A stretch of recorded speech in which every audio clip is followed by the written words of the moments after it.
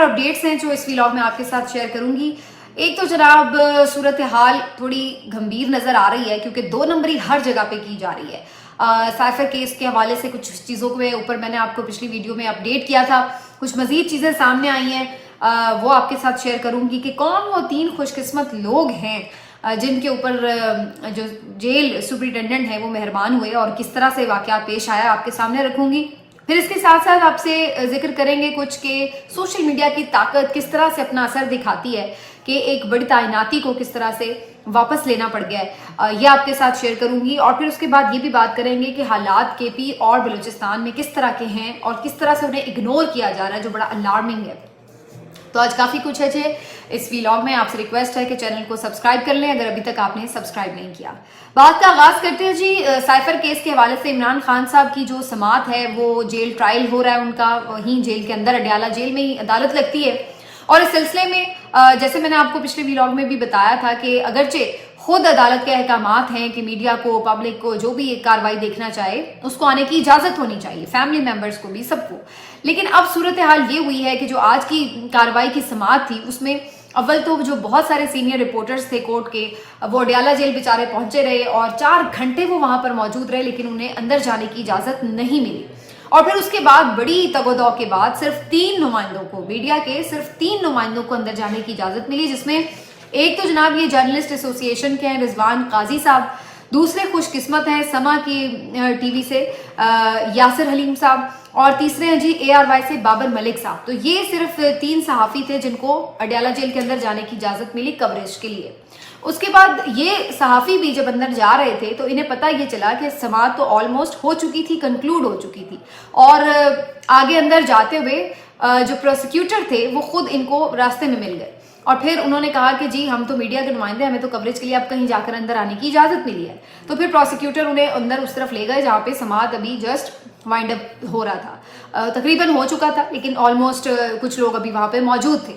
تو پھر جب وہ دوبارہ اندر گئے تو اس کے بعد پھر انہوں نے بھی اس بات پر احتجاج کیا کہ دیکھیں ہمارے باہر اتنے لوگ کھڑے ہوئے ہیں اور کسی کو اندر آنے کی اجازت نہیں دی گئی, جبکہ یہ خود جج صاحب آپ کا حکم تھا کہ میڈیا جو ہے وہ کوریج کر سکتا ہے. تو اگین پھر اس کے اوپر بس لیتو لال اور یہ وہ آئمائی شائع ہو گئی. پتہ یہ چلا کہ اندر 50 کے قریب کچھ لوگ موجود تھے, جن میں سے کچھ تو فیملی ممبرز تھے, کچھ 6-7 وکلا تھے, اور اس کے بعد کچھ ان نون لوگ تھے جس کے بارے میں بہت سارے لوگوں کا خیال ہے کہ وہ خود جیل کے ہی کوئی اور قیدی تھے اور نامعلوم سے تھے. اور اس کے بعد جو تھے بعد میں یہ 3 لوگوں کو اندر جانے دیا گیا جو میڈیا کے نمائندے تھے. تو بہرحال جی اس وقت تو آلموسٹ سماعت تو ہو چکی تھی, تھوڑی بہت ہی اس میں چیزیں جو تھی وہ ان لوگوں نے رپورٹ کی, اور اس دوران جو عمران خان صاحب نے, شاہ محمود قریشی صاحب نے گفتگو کی, وہ چیزیں رپورٹ ہوئیں.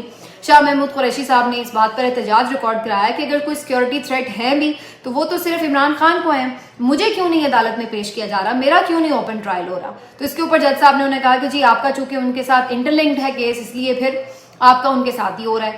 اور عمران خان صاحب نے بھی اس بات کے اوپر احتجاج کیا, اور پھر انہوں نے بلکہ یہ بات بھی کہی کہ انہیں بھیڑ بکریوں کی طرح, یعنی PTI والوں کو بھیڑ بکریوں کی طرح بند کر دیا گیا ہے, اور نون لیگ کے لیے, نواز شریف کے لیے, ان لوگوں کے لیے جو ہے راستہ کھلا چھوڑ دیا گیا ہے تاکہ وہ آرام سے انتخابی میدان میں جیسے چاہیں مرضی کھیلے اور کوئی ان کا راستہ روکنے والا نہ ہو. تو انہوں نے بھی اس بات کے اوپر احتجاج ریکارڈ کیا. لیکن اس کے بعد صرف یہ اب بتایا گیا جو جیل آرڈرز بعد میں آج کا آیا ہے, سماعت کا آرڈر, اس میں یہ پتہ چلا ہے کہ جی 4 دسمبر کو اب ان کو دوبارہ سے چالان کی نقول فراہم کر دی جائیں گی دونوں ملزمان کو, اور اس کے بعد جیل میں ہی ٹرائل ہوگا. اور یہ بھی اس میں لکھا ہوا ہے کہ جی میڈیا کو بھی کوریج کی اجازت تھی, یہ وہ اب وہ کس قسم کی کوریج کی اجازت تھی وہ میں آپ کو پہلے ہی بتا چکی ہوں. تو اب بظاہر یہ نظر آ رہا ہے کہ یہ پھر 2 نمبری یہ کی جا رہی ہے کہ دکھاوے کے لیے 1-2 بندے اندر بٹھا دیے, وہ بھی بالکل کنکلوژن کے بعد, تاکہ یہ لکھا جا سکے, یہ کہا جا سکے کہ دیکھیں جی تو اوپن ٹرائل تھا اور اس میں لوگ جو تھے وہ موجود تھے باہر سے. تو اس طرح کی یہ جو ایک پوری اگین میمکری ہے سسٹم کی, وہ آپ دیکھ سکتے ہیں کہ جاری ہے, اور کس طریقے سے لوگوں کو بیوقوف بنانے کی کوشش کی جا رہی ہے. ہر کام ایک ایسے متنازع طریقے سے, مشکوک طریقے سے کیا جا رہا ہے کہ اگر وہ کیس سچ بھی ہو اور اس میں بالکل حق اور سچ کے مطابق شواہد بھی موجود ہوں تو تب بھی کوئی اس پہ یقین کرنے کے لیے تیار نہیں ہوگا. تو یہ اس قسم کی جو ایک پوری سچویشن ہے وہ بڑی آبویس سی نظر آ رہی ہے. باقی جناب جیسے میں نے ذکر کیا کہ ایک بڑی تعیناتی کو واپس لینا پڑا ہے, میں بات کر رہی ہوں سلمان بٹ صاحب کی, فارمر پاکستانی کرکٹر اور کیپٹن. اور ان کو جناب وہاب ریاض صاحب کا ایک مشیر لگایا گیا تھا. اب پہلے تو وہاب ریاض صاحب کی سٹوری سن لیں. وہاب ریاض صاحب جو کہ پنجاب کے نگران وزیر کھیل بھی بنے. اب ان کی ظاہر ہے کہ کوئی گیدڑ سنگھی ہے جس کی وجہ سے انہیں یہاں پر تعینات کیا گیا تھا, اور اس کے بعد ان کا تھرو آؤٹ جو ہم نے ایک ٹینیور دیکھا نگران وزیر کھیل کے طور پر, تو ہمیں اندازہ ہوا کہ کافی موصوف جو ہیں وہ شو آف کے دل دادا ہیں اور اپنی ہیرو گری کافی زیادہ دکھانا چاہتے ہیں. اسی لیے بارشوں میں بھی ہم نے دیکھا کہ چھوٹے شہباز شریف کی طرح لانگ بوٹس پہن کے یہ جا کے پانی میں کھڑے ہو جاتے تھے اور دکھا رہے ہوتے تھے کہ یہ بڑا کام کر رہے ہیں. تو اس قسم کی حرکتیں کر رہے تھے. اور اس کے بعد بھی کچھ اس سے پہلے بھی ان کے کافی متنازع قسم کے بیانات وغیرہ آتے رہے. لیکن بہرحال جو بھی تھا معاملہ جس طرح بھی تھا, ٹھیک ہے جی نگران ہیں آپ مان لیتے ہیں. لیکن اس کے بعد اب صورتحال یہ بنی کہ جو ایک پورا کرائسس آیا ورلڈ کپ کا, اور اس کے بعد ایک مینجمنٹ میں چینجز آیا, تو اس میں ان کو سلیکٹر بنا دیا گیا. اب آپ اندازہ لگائیں, وہاب ریاض صاحب کا کوئی اس طرح کا خدمات نہیں کرکٹ کے لیے, نہ کوئی وہ اتنے کبھی بھی بہت زیادہ کوئی ہائی فائی کیلیبر کے کھلاڑی رہے ہیں, اور ان کو چیف سلیکٹر بنا دیا گیا. ابھی ان کی تعیناتی کے اوپر ہی کوشچنز اٹھ رہے تھے کہ بھائی ان میں کیا خوبی دیکھی آپ نے کہ ان کو چیف سلیکٹر بنا دیا آپ نے. تو اس کے بعد پتہ یہ چلا کہ عہدے تو ایسے بٹ رہے ہیں کہ مطلب جیسے ریوڑیاں بانٹی جاتی ہیں. تو وہ والی صورتحال یہاں پر ہمیں پی سی بی میں نظر آ رہی ہے کہ ہر کوئی اپنی اقربا پروری کرتا ہوا نظر آ رہا ہے. جس کی کوئی دوستی یاری ہے وہ یہاں پر بندہ اپنی تعینات کروا لے. فل سیل لگی ہوئی ہے اس وقت کہ جتنی مرضی آپ تعیناتیاں کر لیں. مطلب ایک سلیکٹر ہوتا ہے, چلیں سمجھ میں آ رہا ہے, اس کے ساتھ 2-3 کنسلٹنٹ لگا کے ان کے بھی موجیں کروا دو. ایون جو سلیکٹر صاحب ہیں وہ 24 لاکھ روپے لے رہے ہیں, اور جو ان کے ساتھ پھر کنسلٹنٹ ہیں ان کے پیسے الگ ہوں گے, اور یہ سارا جو بوجھ ہے یہ عام عوام کے اوپر جاتا ہے. یہ ساری کہانی لگائی. اچھا اب لگا ہی رہے ہیں آپ, تو پھر اس کے بعد سلیکشن کا آپ اندازہ لگائیں کہ جو بندہ اپنا مشیر صحیح سلیکٹ نہیں کر سکتا وہ ٹیم کیا صحیح سلیکٹ کرے گا. میں اس لیے یہ بات کہہ رہی ہوں کہ سلمان بٹ صاحب بہت زیادہ ان کے اوپر تنقید ہوئی, کیونکہ وہ ایک فکسنگ کیس میں آپ کو معلوم ہے کہ سزا بھگت چکے ہیں, اور ان کے ساتھ ایک بے شک وہ بہت اچھے کھلاڑی بھی ہوں لیکن ان کے کریئر کے اوپر یہ داغ ہے, اور یہ دھبا انہوں نے بے شک اپنی سزا بھی کاٹی ہے جو بھی ہے, لیکن اس کے باوجود وہ داغ ان کے ساتھ موجود ہے. اور اس کے بعد چلیے ہم یہ تو دیکھ لیتے ہیں کہ وہ آ کے کوئی کامنٹ کریں کرکٹ کے حوالے سے, لیکن انہیں پی سی بی کے اندر کوئی عہدہ دے دیا جائے تو اس کے اوپر ظاہر ہے کہ ایک ریاکشن آنا تھا, اور وہ آیا, اور ٹھیک ٹھاک ریاکشن آیا. جب سوشل میڈیا پر اس کے اوپر ایک طوفان مچا, ویسے بھی سب نے اس بات کے اوپر بڑا اعتراض کیا کہ بہت سے صاف شفاف بڑے اچھے لوگ ہیں جن کے اوپر کوئی داغ نہیں ہے. اگر آپ نے رکھنا ہی تھا تو کوئی ایسا کنسلٹنٹ رکھیں, بجائے اس کے کہ آپ جو ہے وہ کوئی ایسا بندہ اناؤنس کر رہے ہیں اس کام کے لیے کہ جو خود جس کے کریئر کے اوپر بے داغ نہیں ہے جس کا کریئر, اور بڑا اس کے اوپر کوشچنز ہیں. اور پھر یہ بھی خبریں آ رہی ہیں مختلف سپورٹس رپورٹرز کی طرف سے کہ جو سلمان بٹ صاحب ہیں ان کی وہاب ریاض صاحب کے ساتھ کوئی آپس میں ہے انڈرسٹینڈنگ, دوستی یاری, اور یہ اس وجہ سے بھی ان کو یہاں پر انہوں نے کوئی فیور کیا ہے. تو یہ سارے معاملے کے بعد جب کافی پریشر بڑھا تو پھر اس کے بعد آج یہ خبر آئی کہ جی وہاب ریاض صاحب نے فیصلہ کیا کہ ان کی جو تعیناتی ہے اس کو ودرا کر لیا جائے. پھر وہاب ریاض نے ایک پریس کانفرنس بھی کی, اس میں کہا جی میں چاہتا نہیں ہوں کہ میرے اور سلمان کے تعلق کے اوپر کوئی بات ہو, اس کے اوپر کافی تنقید شروع ہو گئی, تو اس وجہ سے میں اس فیصلے سے پیچھے ہٹ رہا ہوں. اور اس کے بعد ہم نے یہ بھی خبر دیکھی کہ جی نگران وزیر اعظم نے اس تعیناتی کا نوٹس لیا اور انہوں نے پھر اس کے اوپر ایک نوٹیفیکیشن ودرا کرنے کے لیے کہا. اب یہ جب ساری کہانی ہو رہی تھی اس کے اندر اگر آپ وہاب ریاض صاحب کی پریس کانفرنس دیکھیں تو آپ کو اندازہ ہوگا کہ وہ خود بندہ, میں تو ان کی ایلیجبلٹی کے اوپر کوشچن کر رہی ہوں کہ وہ خود بندہ بھی کیا اس سیٹ کے قابل ہے. اس کا آپ کریئر بھی دیکھ لیں یا جنرلی بھی ان کی ایک بیہیویئر دیکھ لیں, سارا وقت عجیب معاملہ تھا. یوں جھولتے ہوئے کرسی پر جھولتے ہوئے وہ پریس کانفرنس کر بھی کبھی یوں کبھی یوں کبھی یوں, بالکل ایک نان سیریس سا ایٹیٹیوڈ جس میں ایک تکبر بھی نظر آ رہا تھا, اور ایک جیسے دوسروں کو تو آپ کو سمجھتے نہیں ہیں اور طاقت آپ کو مل گئی تو آپ ایسے جیسے آپ کوئی بڑے نہ جانے کیا بن بیٹھے ہیں. تو عجیب و غریب سا ان کی پوری باڈی لینگویج نظر آئی, جیسے کوئی بالکل کرسی کے نشے میں بیٹھا ہوا ہے بندہ کہ جناب میں جو چاہوں کر لوں. تو عجیب سا مجھے یہ بہت بیہیویئر لگا ان کا, سوری ٹو سے. لیکن پتہ نہیں, میں سوچ رہی ہوں کہ یہ عجیب و غریب بدقسمتی ہے کہ جتنے بھی نگران ہیں یہ ان میں کوئی ان کو ایسا بندہ نہیں مل رہا تھا جو کریڈیبل ہوتا. چلیے کچھ لوگوں کو آپ نے کچھ خاص ایجنڈے کے تحت ایسے لوگ آپ نے بیچ میں ایڈجسٹ کر لیے, لیکن کوئی تو آپ لگا دیں بندہ جو میرٹ پہ بھی ہو, جس کے اندر ہم کہیں کہ یار کوئی آپ نے واقعی اچھی تعیناتی بھی کی ہے. چن چن کے آپ نے سارے وہ لوگ لگائے ہیں کہ جن کے اوور آل کنڈکٹ کے اوپر جو ہے وہ کوشچنز ریز ہوتے رہے, کسی طرف سے بھی ٹھنڈی ہوا نہ آئے. تو ایک وزیر کھیل ہی نگران لگانا تھا, تو کم از کم وہ بھی آپ کوئی ایسا بندہ لگا دیں جو کہ واقعی کیلیبر کا بھی ہو, جس کے مزاج سے, جس کے فیصلوں سے یہ خوشبو آئے کہ یار یہ بندہ میرٹ کے اوپر کوئی بات کر رہا ہے یا کام کر رہا ہے. اور اب آپ ان کو چیف سلیکٹر بھی بنا بیٹھے ہیں. تو میں بالکل حیران ہوں کہ پتہ نہیں کیا قسمت پائی ہے اس پورے 1.5-2 سال میں پاکستانی عوام نے, کہ کس طرح کے لوگ جو ہیں وہ ہمارے اوپر مسلط کیے. اور یہ سارے وہ لوگ ہیں جو ہمارے اوپر مسلط ہیں, ان میں سے الیکٹڈ لوگ تو ہیں نہیں, یہ سب کے سب ہم پہ مسلط ہیں. اور اسی مسلط شدہ پورے جو حکمران ٹولہ ہے اس کا عذاب جو ہے وہ پورے عوام بھگتتے ہوئے نظر اس وقت آ رہے ہیں. اور یہ بات میں اس لیے بھی کہہ رہی ہوں کہ جو میں نظر آ رہا ہے کے پی میں جس طرح سے لوگ وہاں پر نکل رہے ہیں, ثوابی میں آج جس طرح سے آپ دیکھیے ریلی جو نکلی ہے, آپ کو اندازہ ہو رہا ہے کہ لوگ کہاں کھڑے ہیں, کیا سوچ رہے ہیں.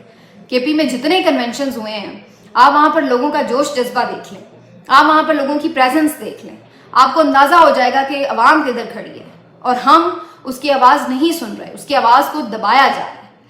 کے پی میں تو ایک پولیٹیکل سینیریو ہے ہی, لیکن اگر ہم بلوچستان کی بات کریں تو وہاں پر تو بالکل اس لیے بھی بڑی زیادتی کی بات ہے کہ اس کو ہر لحاظ سے اگنور کیا جاتا ہے.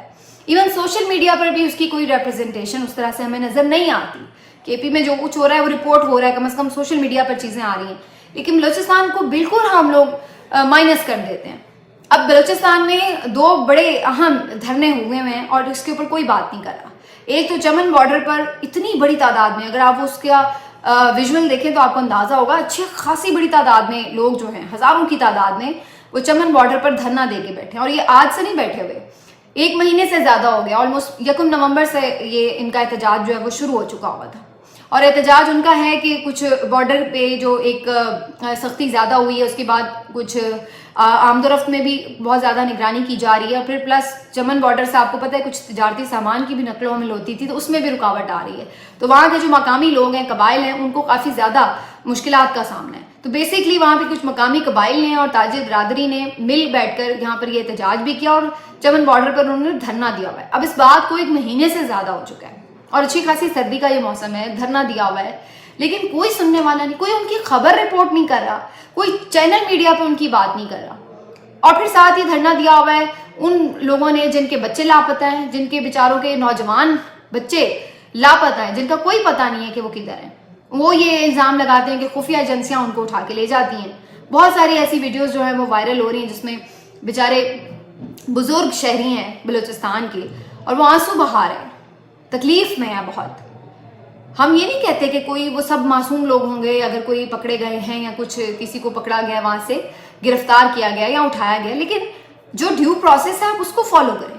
اور اس بات کو اب تو بہت اچھے سے ریئلائز کیا جا سکتا ہے, خاص طور پر جس طرح سے بڑے شہروں میں واقعات ہوئے, پنجاب میں ہوئے ہیں, تو اس کے بعد لوگوں نے اس درد کو محسوس کیا جو بلوچستان نے اتنا عرصہ جس کو بھگتا ہے, جس سے بلوچستان گزرا ہے. اور میں آج یہ کہنے سے کوئی آر مجھے محسوس نہیں ہو رہا کہ نہ کوئی بلوچستان کی آواز سن رہا ہے اور نہ کوئی کے پی کی آواز سن رہا ہے. بلوچستان میں ادھر چمن کے لوگ بیٹھے ہیں, چلیے مان لیا کہ کوئی پاسپورٹ کے بغیر اگر آپ نہیں بھی کرنے دے رہے نقل و حمل, آمد و رفت, سیکورٹی ایشوز ہیں, مان لیا, لیکن کم از کم ان لوگوں کو جا کے کوئی ایڈریس تو کرے, کوئی ان سے بات تو کرے, کوئی سمجھائے بجھائے, کوئی ان کے ساتھ فارمولہ طے کرے, کوئی معاملات کو سیٹل تو کرے. لیکن یہ کیا کہ کوئی ان سے بات بھی نہیں کر رہا اور کوئی میڈیا بھی ان کو کوریج نہیں دیتا, نہ سوشل میڈیا پر ان کی کوئی کوریج ہوتی ہے. وہ وہاں بیٹھے ہیں, وہ بھی انسان ہیں, ان کے بھی وہی مسائل ہیں, وہ ان کے بھی جذبات ہیں, ان کے بھی رشتہ دار ہیں جو آپ بچے اٹھا کے لے جاتے ہیں. کوئی مر جائے تو بندے کو سکون آ جاتا ہے, یہ لاپتہ والا تو بندہ روز مرتا ہے روز جیتا ہے, یہ والا معاملہ ہو جاتا ہے. لیکن ہمارے ہاں ان تمام چیزوں کو پس پوش ڈالا ہوا ہے. میں پھر وہی بات کہتی ہوں کہ سرزمین بے آئین بن کے رہ گیا یہ پاکستان. اور یہ آپ یقین مانیے, یہ آج ہم ان چیزوں کو اگنور کر رہے ہیں نا, یہ ہمارے لیے کتنے بڑے مسائل بن سکتے ہیں اس چیز کا اندازہ نہیں ہے. نہ ایک کوئی عوامی حکومت ہے کہ جس کو جو جواب دہ ہو, جو جا کے لوگوں کے زخموں پہ کوئی مرہم رکھے, کوئی ان کے مسائل کا حل کرے, کوئی ان سے بات چیت کر کے ان کو انگیج کرے. اور پھر یہی لوگ جب ہتھیار اٹھاتے ہیں, پہاڑوں پر جاتے ہیں, تو سب انہیں کو برا بھلا کہتے ہیں, ان کو غدار کہتے ہیں, ان کو دہشت گرد کہتے ہیں. پہلے جب وہ احتجاج کرتے ہیں, آواز اٹھاتے ہیں, اپنے مسائل بتانا چاہتے ہیں, تو کوئی سننے والا نہیں ہوتا. اور جب وہ ہتھیار اٹھانے پہ مجبور ہوتے ہیں, جب وہ بالکل آئین اور قانون ہاتھ میں لے لیتے ہیں, تو پھر سب ان کو ذمہ دار ٹھہراتے ہیں, ان کو مجرم گردانتے ہیں. تو پھر کیا ہمیں اپنے گریبانوں میں نہیں جھانکنا کہ ہم کیوں ان کے مسئلے حل نہیں کرتے؟ یہ ہم کب تک اسی طرح ملک کو چلائیں گے؟ ابھی ہم نے بنگلہ دیش کو کھو دیا ہے، اتنے سال ہو گئے، لیکن ہم نے اس سامنے سے سیکھا نہیں. وہاں پہ بھی یہی مسئلہ تھا، ان کو بھی ہم نے اسی طرح سائڈ پہ چھوڑا ہوا تھا، کمتر جانتے تھے، حقیر جانتے تھے. ان کے مسائل کو بھی ہم سیریس نہیں لیتے تھے، ان کا مذاق اڑایا جاتا تھا.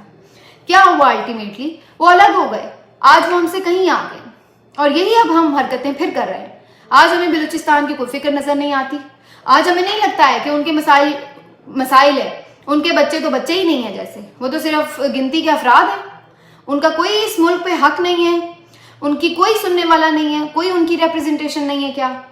تو یہی معاملات جو ہیں وہ بڑھتے بڑھتے بڑھتے ملک میں نہ صرف یہ کہ کشیدگی آتی ہے، ملک میں آپ دیکھتے ہیں شورش آتی ہے، ملک میں بدامنی لاتی ہے، اور پھر الٹیمیٹلی اللہ نہ کرے اس قسم کے سانحات ہوتے ہیں قطر جیسے. کے پی میں آپ لوگوں کی چوائس کو زور زبردستی سے دبانے پہ تلے بیٹھے ہیں، اور وہ قبائلی لوگ ہیں، وہ لڑنا جانتے ہیں، اور وہ سالوں سال لڑنا جانتے ہیں. اور پھر آپ یہ سوچتے ہیں کہ یار آپ طاقت سے دبا لیں گے تو مسئلے حل ہو جائیں گے. تو وہ مسئلے حل نہیں ہوتے، مسئلے اور بڑے ہو کر سامنے کھڑے ہوتے ہیں. لیکن کوئی اس چیز کو انڈرسٹینڈ کرنے کی کوئی اس طرح کی سوچ موجود نہیں ہے انفارچونیٹلی. فوراً سے پہلے ان چیزوں کے اوپر ایڈریس ہونا چاہیے، اور یہ وہی کر سکتا ہے جو ایک عوامی لیڈر ہو، جو عوام کے اندر سے چنا ہوا ہو اور وہ عوام کو ہی جواب دے.